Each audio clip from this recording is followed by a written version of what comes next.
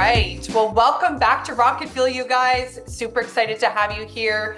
This is a weekly sales and production focused mastermind that is hosted by United. United is a brand agnostic community open to all brands, all brokerages. We just want to ensure that this is a session that can provide as much value to help your business and to help you sell more real estate. So we're happy that you're here. Joe, what's up? Good morning. I'm in Santa Barbara, California, which is amazing if anyone's been here. I'm sure Christy's been down this way. Yesterday was my anniversary, which is great. Been happily married for 23 years. Rory McIlroy won the Masters, which is awesome. So yeah, life is good. Lots to celebrate. 100%. Guys, we're excited because today we're bringing you firsthand a very, very special panel of producers. I like to roll with people that are selling real estate, living their lives, and building businesses at a really high level. And so I know you guys are a lot like me, and I wanted to bring you a lineup of exactly that. So Joe and I are excited. We're going to bring on Aaron Etheridge, Nick Crouch, and Christy Majors. We're excited to have these guys here. So I'm going to give them a chance to, just for like 30 seconds each, introduce themselves so that you understand. But I just want to make sure that you know the caliber of agent that is on this Zoom. So as I mentioned, United is a brand agnostic community. We don't care what brand or brokerage you're at, but this lineup of speakers is all elite producers, which means that they are achieving a minimum of $500,000 or more in GCI. And they all have very, very different businesses. They have obviously massive sales businesses, but they also, Aaron runs a team. Nick just crushes as a solo agent. Christy has a massive network of agents that she works directly with and is in production. It is the caliber of agents on this screen is just off the charts, and I'm excited to learn from each of them today. So Aaron, let us just hear a little bit about you quickly before we get started. Totally. Thanks so much for having me on. I'm celebrating an anniversary, Joe, not a wedding anniversary, but an anniversary in real estate. This is my 25th year selling real estate. Wow. Amazing. It's kind of crazy. How old were you? You must, I mean, you don't have to tell us exactly, but you obviously got started really young. I was 20 when I got licensed. And basically, I got licensed because my parents were helping me buy my first house in college, and the agent was not amazing. So I'm like, if that old lady can do it, I can do it. Aaron, you barely look like you barely look like 5 years older than when you got your license. Well, thank you. Oh so I live here in the Phoenix Metro. I'm in the East Valley here in Chandler. I lead a team of 20 agents, and I like maintaining between 20 and 30 million of my own personal production. Wow. And then I need my team to be doing 100 plus million, because I mean, why else would you get out of bed? I love it. A fun fact, I have been to all 7 World Wonders. Wow. I think we get like tied up on just only production, which is great, but we got to live also. So I absolutely love traveling. So amazing. So we went to one, I think it's one of the World Wonders. It might be one of the natural World Wonders, in Zimbabwe, the waterfalls. Have you been there? Oh, yeah. Yeah, okay. It's one of the natural ones. I went to, like the pyramids and Christ Redeemer and all that kind of stuff. Right. But you saw one of the my wife and my kids all bungee jumped off of it. I was the filmer for that. I shot the video. I was out on that. Thanks, but no thanks. I'm out. Yeah, but it was awesome. Beautiful. That's so cool. Nick, our resident Canadian that's on the panel in the house joining me. Let's hear from you. So my name is Nicholas Crouch. I'm now entering my 9th full year as a broker here in Ottawa, Canada. and I've been a solo agent that entire time. Fun fact about me is I'm the proud new owner, as Amy saw, of a brand new mustache. Yes, And I I did see also that when we've Looks all logged amazing. on. also hold the title of the most tattooed real estate agent in Ottawa. Wow. I love it. Well, thank you for being here. I'm excited to hear and learn from you because I know you are absolutely crushing. And Christy, Hello, everyone.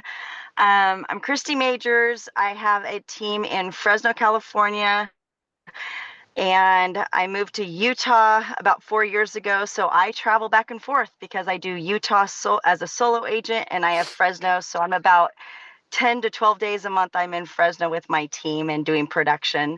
And I've been doing this for 15 years. And this is not lighting, but this is skiing in Deer Valley all weekend and little wow. bluebird days. So I am Well, I think it's cool flaking too. I was today. thinking I didn't about realize. that.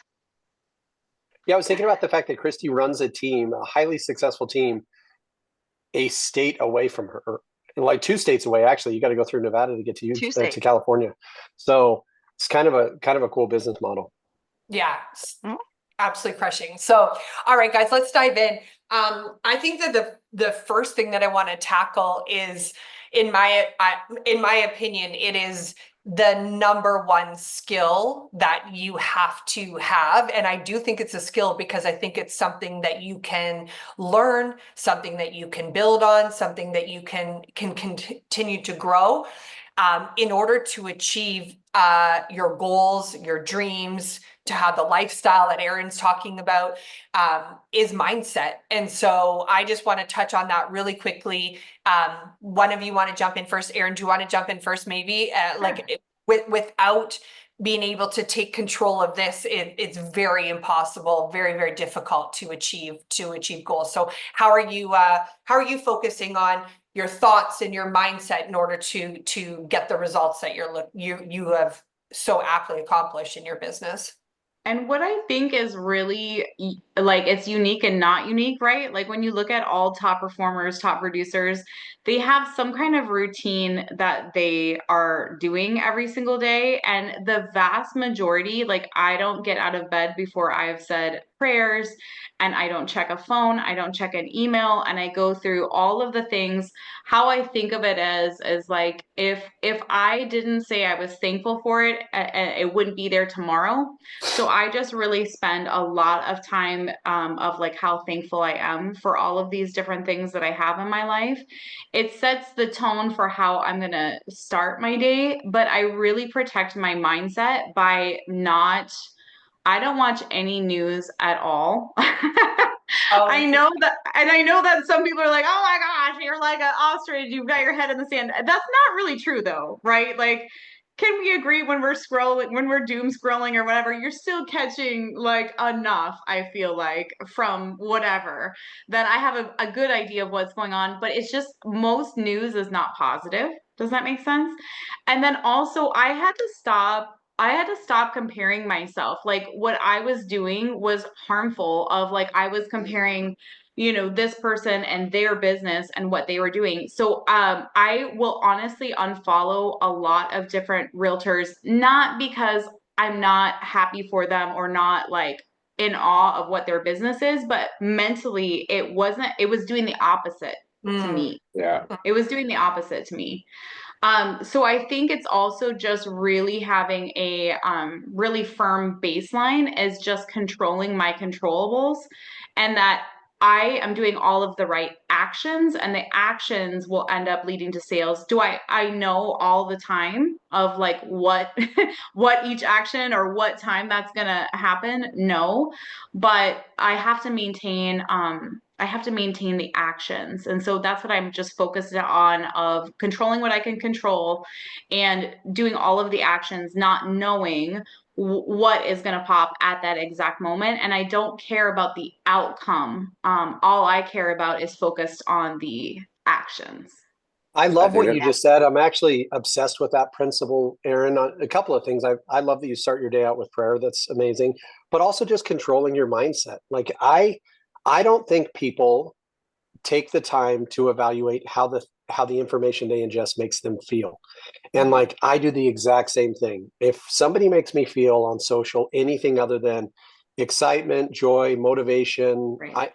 it's not against them, but if somebody makes me feel jealous, I don't, and maybe it's, someone could say it's weakness. I just don't want to see that every day. So it's like, I can have both. I can go like, dude, I'm super happy for you, and Right. I don't want to look at it every day. Yeah. I remember when I was young, I got into real estate when I was 21, and I started listening to like political talk radio. And I just remember feeling like, why even run a business? The whole world is going to crash. And then I remember Right. during the recession watching, and you know, we've gone through some crazy political times where it's just like, man, everybody hates each other. And I was like, but that's on the TV. And then in my real life, I'm like, everybody's pretty chill with each other. And so it's like controlling your mindset, and making sure that I would say at the very least, paying attention to how the news you ingest makes you feel, the social content you ingest makes you feel. And if it can become very addicting for people to like, they watch it, they feel like crap, and then they just can't wait to go back and watch it and feel like crap again. And it's like, so I think it's so cool that you've evaluated that and made that decision. Yeah. I think honestly, Aaron and Joe, you guys have fantastic points, because for me, as someone who very easily gets distracted, I think being able to set myself up where I'm minimizing those distractions, number one. So one thing that I learned was to turn off all my notifications on social media, Oh, which made yeah. a huge, Yeah. huge difference. Like it's probably the biggest change I made in order for me to stay focused during the day. Yeah. But another thing is that the majority of us probably spend our time on Instagram or Facebook. And for me, it's definitely Instagram. But going back to Aaron and Joe's points about controlling what it is you're actually looking at throughout the day, and specifically to Aaron's point, on my personal page, I unfollowed every single real estate agent that I know, because I know when I go on there, I don't want to be seeing the same thing that I'm dealing with all the time. It's just, it adds more to my plate. And more specifically, the stuff that I'm looking at, I want to feel inspired by. I want to look at it and say, this is stuff that I actually enjoy looking at, as opposed to feeling some sort of, strange obligation to follow the person because they're also a real estate agent. So minimizing that noise for me specifically on social media has absolutely helped. And then another point is just not watching the news. So I'm Yeah. definitely not as informed as most Yeah. people. People say, "Oh, did you see that thing?" I'm like, I have no idea what you're talking about, but sure, I'll take your word for it. Sure. Well, there's almost there's almost a pride in it. And I would say one thing I've recommended a million times is everyone go watch The Social Dilemma on Netflix, and it will literally tell you like that the design of those companies, they have engineers from those companies, and they'll say like, the design of this is to make you feel, people are significantly more motivated by pain than pleasure, oddly enough. And so it's specifically designed to alienate you and make you feel the pain that brings you back the next day to feel it. And so turning your notifications off, and it's not just to not feel negative, it's like distraction, like that, like your phone knows like, hey, Nick, you haven't been on Instagram in like 20 minutes, bro. Let's shoot you with a notification Yeah. on something you can't. Yeah. And so all of that, when talking about production, all of it hijacks your productivity. Yep. Because like you're on this train of thought, and then all of a sudden you get a notification that so-and-so posted for the first time in a year, and you're like, whoa, I got to see what so-and-so said. Yeah. So and then when you get into all the crazy politics and things like that, they say like, if you ever say to yourself, how does that person not see my point of view on something? Mm-hmm. The Social Dilemma will tell you they very specifically don't see your point of view, because they get fed different information than you get fed. And like my father-in-law, not to talk too much about this, my father-in-law, one time we were sitting in my pool, and he's like, I just watched the news and I feel like crap. And I was like, well, Lair, have you ever thought about just like not watching it? And he was like, well, then how will I know what's going to happen? And I was like, well, what control do you have on the outcome anyways? And I was like, imagine how happy you'd be if you just don't watch the news. He's like, I've never really thought of it that way. And if it's important enough, someone will tell you. If it's really that important, I'm sure I'm going Right. to hear it throughout the day. Someone's going to say something like, Oh, there's no Well, way how you often- can't keep informed of what's going on just from like social circles and like what's Exactly. happening around you. And- So Well, And how one- often do you guys in your business, your team is crushing it, and then you're like, but every time I get on the news, it tells me the real estate market's crashing, or that no one's buying houses, but we just put 5 of them in escrow yesterday. And so it's like, there's that disconnect as well. But I think that that's part of it too, because we're actively in it. Like we know what something is doing. We're living and breathing it of like what listings are sitting, what areas are still popping, what has, we have to continue to adjust our business all the time. And that's what I'd rather, it's controlling my controllable of like, okay, we need to get more offers in this place, or we don't want more listings in Maricopa because we have a 9-month supply of inventory there, right? Like I don't want the news to tell me that. I also think we don't have the right to complain unless we're putting in the work. And I definitely think when it comes to running a team or running your business, if we just pay attention to the narrative fed to us and we don't put in the work, then we just go, well, then that news we ingested, negativity, justifies our not putting in work, because why would I put in the work? It's not going to work anyways. And it's like, unless you're putting in the work, you don't have the right to complain about the lack of results. Because the funny thing is, especially in tough markets, the people that put in the work crush it. And so we will always, on our team, if somebody's like, yeah, it's just, the market's really tough right now. And I'm like, well, cool. Well, how many conversations did you have last week? Like, how many appointments did you go on last month? And if they're like, well, I haven't gone on any, the market's tough. And I'm like, how do you know the market's tough if you haven't even made the calls to try to set the appointments? And so I think it's the disconnect between perception and reality, Aaron, as you said, is huge. Let's shift to your point, Joe, then let's shift the conversation to activities and results. And Nick, Nick and Christy, can you guys weigh in on what are you tracking from like a lead gen and prospecting perspective, and have your efforts had to increase, or your focus, where you're targeting, has that had to increase with the shift? If one of you wants to weigh in on, and Nick, I know you're a big prospector, so yeah, I mean, when it comes, like, do you want me to touch more on what I'm doing for lead generation right now? Yeah, and specifically like to Joe's point, like how many conversations, how many appointments? Like I know what our minimum KPIs and tracking is at North Group. I'm curious to hear what you're tracking, and has that changed since the market has shifted? I would say well, first and foremost, just to kind of give you guys a perspective on my business, I did my total like volume of 2024 in Q1 of this year. Wow. Yeah, like it's Wow. I'm not exactly quite sure. Maybe it's because I'm not watching the news. I don't know what's going on. But it's been really busy. So for me, the one thing, I'm predominantly buyer heavy. So the one thing that I'm always paying attention to, I mean, yeah, I have more listings than usual compared to last year. But the one thing that I've really been noticing is, like, I would say on average, generally, I was doing maybe 4 to 5 buyer consultations a week, but these weren't just like a quick 10-minute call. These are like full-on hour-long conversations. I'm walking them through the whole thing. And now it's probably doubled at that point. And it went from maybe, let's call it 75-80% close rate to probably up to like 90 this year, whether it's just the buyers are way more confident, or they're just feeling FOMO to some degree. I'm seeing way more buyers, like way more buyers. And when it comes down to conversations, leading it into that actual buyer intake session that I have, I would say on average, every week, it's probably about 40 to 50 conversations. But keep in mind, and I know we're going to go into like actual lead generation later, unless you want me to break it down now. 95% of my new business is from Reddit. 95%. Oh, really? Wow. Yeah, and these are not. Samuel is happy. I don't know if he's Yeah, talking to you or so I mean, something else. again, you guys tell me if you want to go into it, because I can almost assure you that the majority of people here do not use Reddit. Yeah, can you please can you just talk about it right now really quickly? Yeah, so I'm like fascinated right now. yeah, so the Coles Notes is 8 years ago, a partner that I was with, she had told me that her friend was like saying someone on Reddit was looking for a real estate agent. So I looked it up. I had never been on it. I had no idea how it worked. I went on there and noticed that there was people asking for real estate agents. So fast forward to now, If you type in my name, Ottawa, like if you just put Ottawa real estate Reddit, I'm the first and second results that show up on Google. My average post reach, which is once a week, I'm averaging about 45 to 55,000 views organically, anywhere from 40 to 50 comments. And every time I do a post, I'm usually averaging, let's call it like 3 or 4 warm inquiries.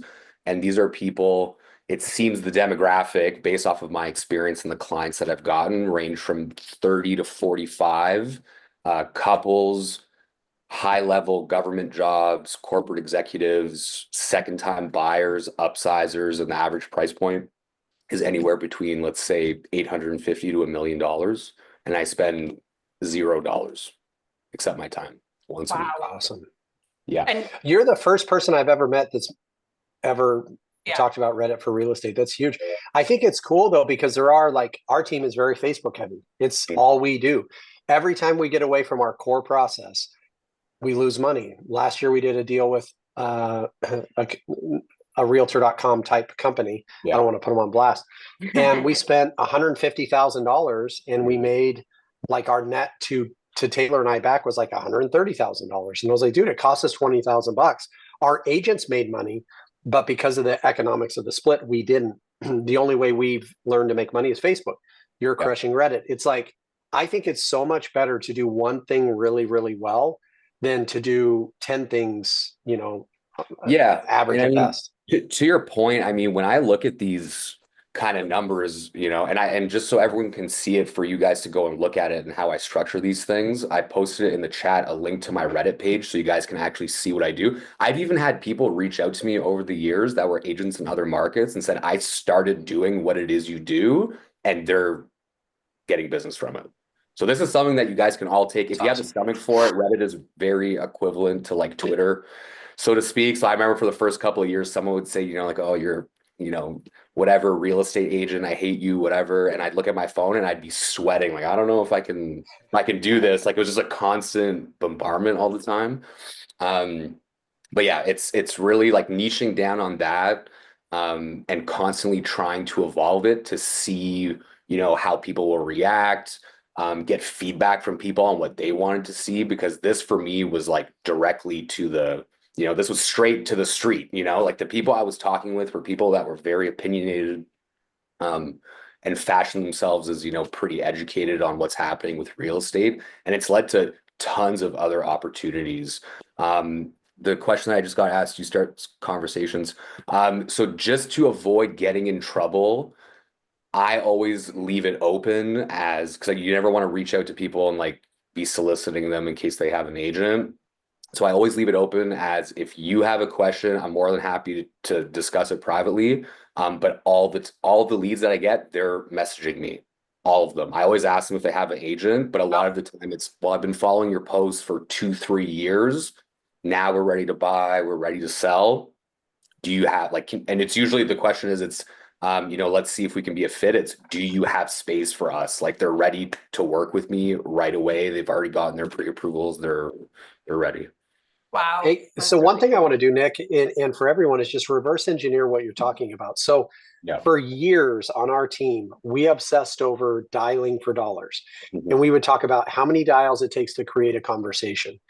And the thing that we've really pivoted away from over the last probably 6 to 12 months is, and I've told our team, I don't care if you dial, I just want you to be creating conversations, because the math is the math. 20% of every consultation you have face-to-face will turn into a transaction. 50% of every consultation, buyer or seller, that you set will actually happen. You've got to realize half are going to fall apart. And so it's like, I don't care. And your consultations come from conversations. So the thing we've really changed is, I don't care how you create the conversation. You have to be having enough appointments set to have enough appointments held to reach your goal, realizing that you're only going to close 2 out of 10. And so you're using Reddit to create conversations. People use open houses to create conversations. People use YouTube to create conversations. Like, I don't care how you create the conversation, but the math never changes. Half of your appointments are going to fall apart, and 20% of your appointments will turn into a transaction. And so it's like, I love that you're using Reddit to create conversations. Guys, whatever your teams or you are using as an individual is great. but just make sure you're having enough conversations to set the appointments, knowing 50% of them will fall through. And then every appointment you actually hold, 2 out of 10 are going to close something. So you can't at the end of the year go, this is crazy, I only closed 5 deals. I'm like, well, how many appointments did you have? They're like, well, over the course of the year, I only had 20. And I'm like, well, cool. You're never going to close 100% of your appointments. And so you just have to make sure you're running the math right to get to the number you want to hit. The one thing very quickly, Joe, I find with Reddit, because my close rate, especially on the buyer side, is much higher than the numbers that you're saying, that comes back to just specifically for that platform. If you guys look at it, there is several years of archived posts and comments from me. I track stats. I do a market update every week on information that's not even tracked by our real estate board. And not only am I providing that to consumers and they consistently have a reference point to go to just to see it, it's all archived, it's in charts and everything like that. But another thing too is, and a lot of people do this, for example, they'll share a market update. It's not just sharing the information, it's being able to, water it down or, get more specific and actually go through it with people instead of just like, here's the info, figure it out for yourself. It's actually being able to break it down and have those conversations with people, which, to your point, Joe, having those conversations, it's not just oh yeah, here's the average sale price. It's this is why the average sale price is this, because of this, because of this, because of this. It's a competency exercise. Yeah. People do it with YouTube, Yeah. right? Like if you're on YouTube, people are like, okay, he knows what he's talking about. Christy, I know you probably have, I don't believe you're on Reddit. Nick, you're the only dude I've ever met that uses Reddit, which is rad. We need to That's look the into first that. time I've ever heard a realtor on Reddit. Yeah. Like my Yeah, first husband is time. obsessed with all of the video game things on Reddit. So maybe I'm gonna have him post for me on my behalf absolutely. as a realtor. Christy, I know that you have a really successful, longstanding business. So what are you doing to stay that's unique, to stay top of mind with your sphere, past clients, generate referrals for your business and with your team? So I'm also buyer heavy like Nicholas is. Okay. My listings only come from the buyers that are buying something else.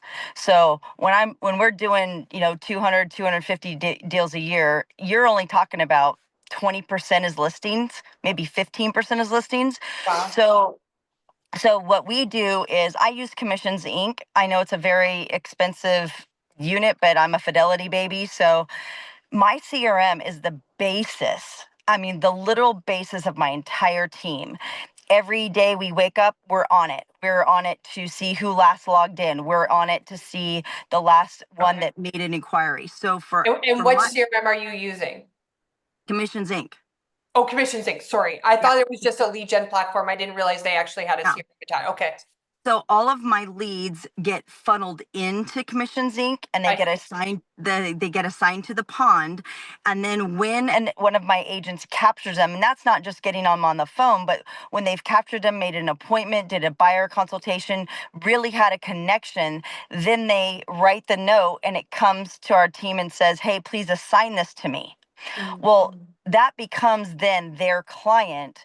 And then we manage that they're only having 100 of those at any given time, because you can't manage, 1,000 clients that you say they're yours. They have to stay in the pond. And if you're at 100 and you get one more, you got to kick somebody out. That's just how we have to run it. But that's how I've been doing this for 15 years. I've been doing it the exact same way. And the only change is that it used to be 12 days of pain. So if you got a new lead, you text them, emailed them, and called them. And then you did it at different times during the day. You set the reminder for the next day at 9 a.m. or 12 because they may be at lunch, or 5 on their way home from work. The problem with 12 days now is they were gone by day 2. They already hired somebody else by day 2. And August 17th changed everything. At the very least I don't know about your cities, but Fresno and even Utah, the second that somebody meets someone, they're signing a BRBC. So then the lead, even if you are working the lead, that buyer broker agreement really negates you from working with them because they're going to get $0. So what did you change in that first 24 to 48 hours? So we used to do, again, 12 days. What we do now is if they came in at 9, we don't wait till 9 the next day. It's now 9, 12, 5 the same day. Okay. Maybe even 8 o'clock. Like I do mine at 8 or 9 o'clock because then the kids are asleep, possibly they're after dinner. I go all the way. Because if they're logging in, if they log in at midnight, I'm going to text them at midnight. Quite frankly, I wouldn't have ever done that before. But Yeah, tomorrow, we do they're we do gone. the exact same thing. I would 100% agree with Christy is that the 10 days, 12 days of pain, you have to get these people as they're in it already. Otherwise, they log in because on average, they log on to 7 different realtors' websites. Mhm. So whatever realtor is faster or said something in order to get them in the car or to a point where they're going to sign the buyer broker, then you're done. That's the winner. Yeah. Yeah. And Speed to lead, right? Yeah. correct. Mhm. Yeah. Exactly. But also now, and again, back because of August 17th, you take the BRBC to the showing. I still won't have them sign it before the showing because I want them to see me face to face. I don't want to just e-sign them because the law says you have to do it before the signing. If they sign it out in front of the house, if quite frankly they sign it inside the house as we're walking in, stop in the kitchen and sign it, I'm good with that too. It's just the BRBC problem is so incredibly huge for me and my team and the people that I'm playing with that you have to get creative, and the only way to get creative is meeting them face to face. It's the only See, thing and that I solidifies a don't have relationship. I don't have that same issue, but it's also because just like you, Christy, I've been in for a super long time. And remember how we just would go to work for somebody, right? Mhm. And out here, like I just have 4 new under contract, and every single one of them did not want to sign a contract, or they only were calling every single listing agent, which is a way harder way to do things.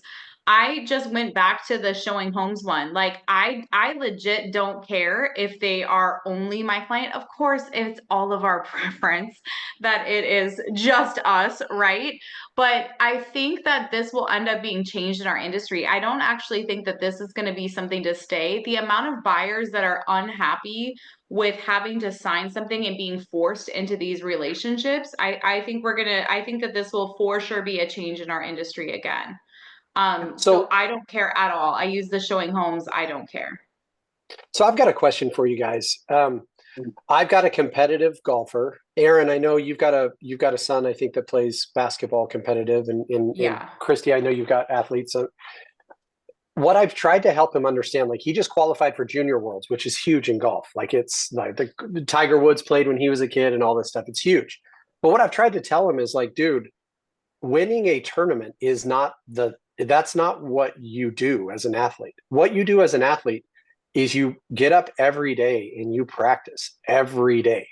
And like you can't just say, I want to be a golfer that gets the experience of winning tournaments. You have to say, I want to be the person that wakes up every day and practices and grinds. And like, because that's what it is. And we get to this in real estate where it's like closing a transaction is great. That's the equivalent of winning a basketball game or winning a golf tournament, whatever it is. But the work is the work. And Christy, I love how you're talking about like you get 100 leads. If one new one comes in, you got to kick one out. Like that's the job. The job is not closing deals. That's what's so funny in real estate is we talk about like how many deals did you close? I'm actually more interested in like what is your The daily work. grind? How many Yeah, that's the work. conversations are you having on a daily basis? Because the math is undefeated. And so my son knows like within a week of each other, he had a tournament in which he played the worst he's ever played, and he won a tournament to go to Junior Worlds. And the only difference was leading up to the tournament that he played terrible, he just half ate it. And then he worked his butt off for a week to go to Junior Worlds, and he beat every kid that's 2 years older than him in our entire state. And I'm like, well, what's the difference, bud? And he's like, well, this week I worked hard every day, and the week before that I didn't. And so it's like, I'm curious what your conversations are like with your team members when they're like, man, I'm just not putting any deals together. It's like putting deals together is not the job. It's the result No. of the job, which is the grind. Yeah, and Yeah. I had put that in the chat for everybody. If you guys click on the 100-point week, I can post it again. So this is something that oops, that's not the same one. I reposted Nick's. But I'm like, He's I'm going gonna viral. track you down, Nick, because I'm like obsessed that I have never That's heard of a fun. realtor like getting all the leads on Reddit, and it sounds like something I could do. Yeah, no problem. But yeah, I put in there the 100-point week. Thanks, Amy. And this is something that we have become obsessed with, because what I found is that everybody like Nick and Christy are running great businesses. We are going to do things very different. And guess what? We still make all kinds of money.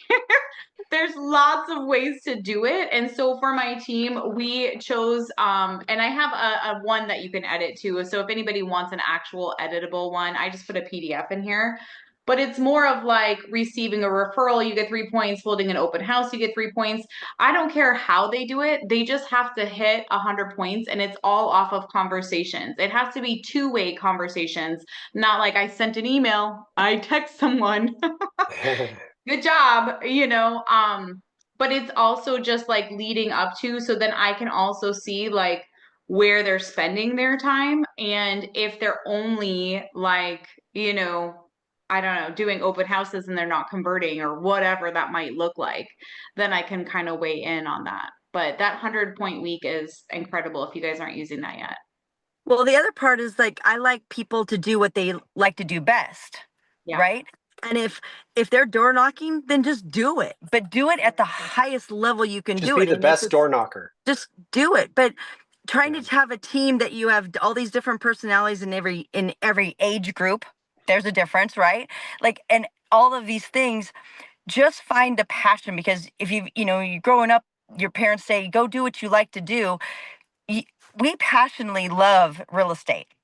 Nobody here on this Zoom is just doing this because it's a job. We love doing it. And so if I go tell one of my guys to just call for 2 hours, they're going to look at me like I'm crazy, right? Fine. Right. Just pick something. But if you don't do anything, then that's why you're not closing anything. It could be, So, Aim, yeah. one thing I want to talk about, we've got some time left, and then we can open up to questions. But we selected these individuals. Obviously, they're amazing and they highly productive and highly successful. There is something in the economics of being an elite agent that's super important. And this is United is not a real broker centric thing, but these just happen to be some of our people at Real, right? Like the elite agent program is something I'd love for them to talk about the impact it has on them and their economics, because whether it's at Real or any other company that offers something beyond, we've all been at different brokerages where it's like, hey, congratulations, this is actually a cup, but like, congratulations, you're one of our top agents, you get your name in on a crystal statue. Real's elite program is very different than that, because when you look at the economics of being an agent at Real that hits that elite status, it eliminates your cost of doing business. And so whether it's Real or any company that does something like that, I'm just curious, Nick and Christy and Aaron, like what economically hitting that elite status, Christy, you've been at Real for 4 years. I think you've hit it every year. What economically has that done for you beyond just the commission production? Explain the elite agent program to somebody who may not be familiar with it. Well, I think the biggest thing about it is, for me, I'm a numbers girl. So if I know I'm going to pay Real $12,000 cap, and then I know I'm going to close over 30 deals a year, when I already pay them that extra $6,000 in transaction fees, 285 divided by 6,000, that's what, 24 more deals, right? Right. So at a total of 31 deals a year, I've already paid Real $18,000 to be. Well, at my other previous brokerages, I've paid $30,000 and $40,000, and one of them I paid $120,000 in a year. Wow. So at $18,000 net number out of my pocket to be paying my brokerage just to be here, right? Then you guys give me $16,000 back. Hello, that's a net 2. Right. I'll do that all day long. So for me, if I'm sitting at 27 deals or 25 deals, I got to tell you, my motivation is as high as it's ever been to get those extra 5 deals. Yeah. Because to me, it's not about whether they are a $1 million home or a $50,000 mobile. I'm trying to get those deals so that I pay that $285 and I get my $16,000. And I think I've even heard you, Joe, my $16,000 from 2021, that's about worth about $90,000 right now. Yeah, I So just ran my math. So the 2024, my 16 is worth about 16 because the stock's gone up and down. I mean, obviously, the stock market is what it Yeah. is. But when I look at 2023, I was given 12,500 shares of stock for the 18,000 I paid in. And as of today, it's worth $55,000. I just ran the math based on what the stock's trading at $4.40 today. So it's like when somebody asks me, like, hey, how much does it cost to be at Real? I'm like, dude, that's sadly, it's kind of a complicated answer because technically for the year 2023, I spent 18,000 and I currently have sitting in my stock account 55,000 in return. So it's like they paid me 40 grand to do it. But the economics are super good if you're running your business. It's a big thing. Well, we're always going to pay a broker. Like if we are not our own brokerage, I'm a broker. If I'm going to go own my own business, that's great. I'll get 100% of everything, right? But then I have all these, overhead. But if you're going to you have to work for somebody and hang your license somewhere. I just want to have the least amount of money out of my pocket and keep all my hard work and my buyer's agents and my listings agents, all their hard work, that money in their pocket. It just makes a better life for everybody. So for me, hitting elite really just puts it back. And yeah, it's not cash in my pocket unless I want to sell my stock, but we don't have 401ks here as real estate agents and, time off paid and all that stuff that other people do. So having stock just is a game changer, a literal game changer that I can go to my family and say, I now own X, 6 figures worth of stock because I've been hitting elite 4 years in a row. Well, and again, Real's not the only company that does this. So if you're sitting at a traditional brokerage and going like, well, wait a minute, I pay $20,000 and I just get like a pat on the back. My encouragement for you would be go research some of the companies that offer you ownership in exchange for production, because the day when I got into real estate in 2021, it was a very traditional brick and mortar. We were with Remax for like 10 years, like great people. We had good brokers that we could go ask things. We had an office we could go to, and Taylor still has in our office like all of our little Joe Taylor Group production awards for the Southwest region of Remax. And it was cool. But I thought what I got from my brokerage was a little bit of mentorship, a place to call home. And then if we produced, we'd get, like a Dave Liniger, like crystal statue for production. And that, I think, Amy, that's what I've seen so much change in the real estate industry over the last 5 or 6 years of people going like, it's not just what you can do for your brokerage. It's also what can your brokerage do for you? And so agents have kind of taken back the power, which is what I love so much about companies like Real and others in this space of going like, hey, Aaron, you're amazing. Come here, run your business. We want you to help us raise our notoriety and bring some agents into our world. And in exchange, we're going to help you by providing you with stock and things like that. And so it's like this relationship built on mutual benefit where I am kind of a believer that the traditional brokerage model is so broker beneficial and agent like, just stay as long as you can until you leave and take your certificates with you. Like the market has really changed. Aaron, I don't know if the economics of this model is kind of what brought you to a company like Real or where you were at before, but what has it done for you? I went from EXP over to Real. Both are great companies. For me, it was a combination of like the economics. It is. I do make more money here. But I make more money off of the rev share portion as well as like just for inviting people in, as well as my personal and team production. But for me, it was kind of more like culture wise. And, I think a lot of people, a lot of companies have started the collaboration over, or what's that? Yeah. Instead of, what do you call it? Collaboration over competition. Yeah. Yes. Thank you. But It's not real, you guys. Like they're like, oh, collaboration over competition, unless you won't join me here in my downline. You like, give me a break. If you're gonna collaborate, go ahead and collaborate and make our industry bigger and better. And of course, the right people you wanna still partner with, right?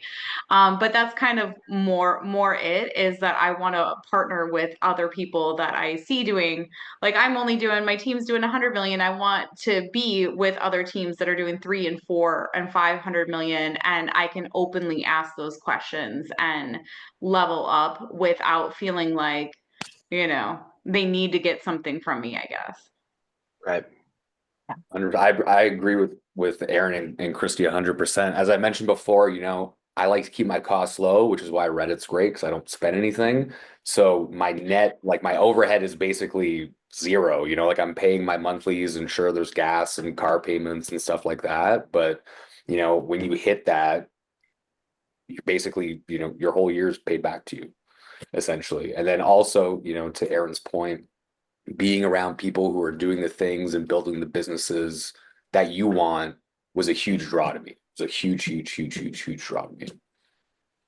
Guys, so we have some brilliant minds on this screen, as you've heard for the last 45 minutes. I'm going to open it up for Q&A. I'm just going to see how I can. Does anybody want to unmute themselves, ask a question? You've got a couple more minutes left here before we break. What are you guys using for CRM? So, Christy, I know you're on Commissions Inc. Yeah, she said break. Nicholas, what are you using? Follow Up Boss, Aaron? Follow Up Boss. Follow Up Boss. Amy, what are you guys on? Yeah, we use Follow Up Boss. Okay. Yeah. We're on Brivity. People always ask like which is the best CRM, and I always just kind of would say that's like asking what's the best exercise. Like if you're going to do the cycle, then that's better than a CrossFit class you don't go to, or if you're going to do CrossFit, that's better than a Pilates membership you don't use. Like to some degree, CRMs are CRMs, and so it's just like which one are you actually going to get into and use? Yeah. Nick's primary lead source is Reddit. Christy said hers is online leads. So Aaron, is yours different? Yeah, 100%. Like all of mine is all referral. Like Okay. all referral. These last couple were just kind of random because I was like trying to show my team it's not that hard to like get leads. And so then I accidentally got leads when I was calling. When I was calling and doing open houses, I'm like, oh crap. Give a nugget then that you're doing that would get everybody's minds thinking around how to generate more referrals from past clients, sphere, things like that. I mean, I think that just to your point and Christy's point of like that I'm in an industry that I absolutely love and thank goodness I'm now at a place where I can not work with the people that I don't enjoy. But I stay in actual like flow and community with my past clients and I do it in an intentional way. And it's way easier to get people to come back to you and have them refer you business just by I send quarterly pop buys to them. I invite them to different events. Like right now, we've got a couple movie theater events going on, and then we have we do date nights with the Etheridges. So we rent out, those painting places or like wine tasting. I'll have a sommelier come in and talk to us about like what pairs best with things. And those are going to be my top referring, like they're intentional invitations, right? But I actually am sending out note cards to people on a regular basis. So anything that we see online, right? So I'll unfollow realtors because if it's not positive, I'll unfollow realtors.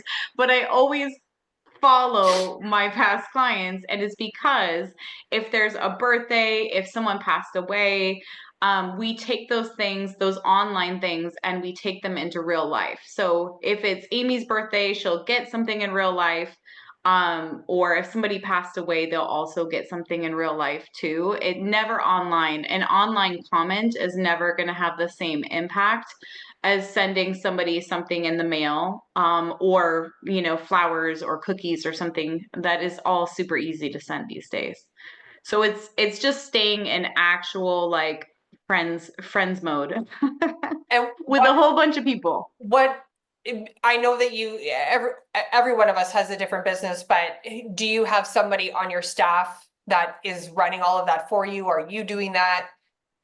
I have two people. I have my administrative assistant, and then I this year did a production partner, and the production partner spends a lot of time like going through my database and making sure that people are loved on, and even if it's just a DM or a text like from Follow Up Boss, because since it's through Follow Up Boss, it's as me, right, of like, hey you guys, I was just thinking of you guys because I went to Chandler Mall, and the last time we were there, we had that ridiculous sushi, whatever. She's acting as me and she's texting these people, and it's nothing to do with real estate. It's not always real estate. Of course, I can send out like the emails of the market updates, and we have Fellow linked to our Follow Up Boss, which is giving them updates on their home and things, but the main key is staying in relationship with them so that they ask you any kind of actual real estate question. I don't care if they need an electrician, a handyman, whatever. I want to be that person that they're asking those questions to, because those questions lead to their friends or family that also have a real estate need. Well, and I love that you've circled back to kind of where we started, where rather than letting social media use you, you're using it. You're like, all right, cool. I'm just going to follow my clients, and I'm going to make sure when their kid wins a dance competition, I'm going to shoot them a message and be like, hey, congratulations. I've been watching. Because people do that to me sometimes. They're like, hey, I saw your son's back from Africa. How's he doing? And I'm like, dude, that's cool that you even care. And so using your social media that way, I think is super smart. This has been good, guys. Appreciate you. Thank you so much for jumping on with us. Joe, any final comments or remarks? Next Monday is Easter Monday, so we actually have a break next Monday. So we'll be postponed. RocketFuel will be back the week of the 28th. No, I think that this was so great. I would encourage you guys to connect with all three of them. Yeah. There is no pride in recreating the wheel yourself. Obviously, take what they've said, pick their brains, come up with your own methods and things like that. But it's just that you have in front of you three individuals who are just crushing it in very different ways. And so take the inspiration, connect with them, collaborate with them, as Aaron talked about. Like, look for opportunities to utilize what's working for them in your world. That you're probably doing something that they can learn from. And Amy, that's why we're doing this. 100%. You and I both came from the curator community, which was just based on this. Like, oh my gosh, Aaron, you're doing what? Like, Nick, you're doing Reddit. How does that even work? And then all of a sudden your business gets a little bit better. And that's why we take Monday mornings. That's why we do this. That's why we're passionate about these individuals, and they are helping us and we're trying to help them. And really that's what this is all about.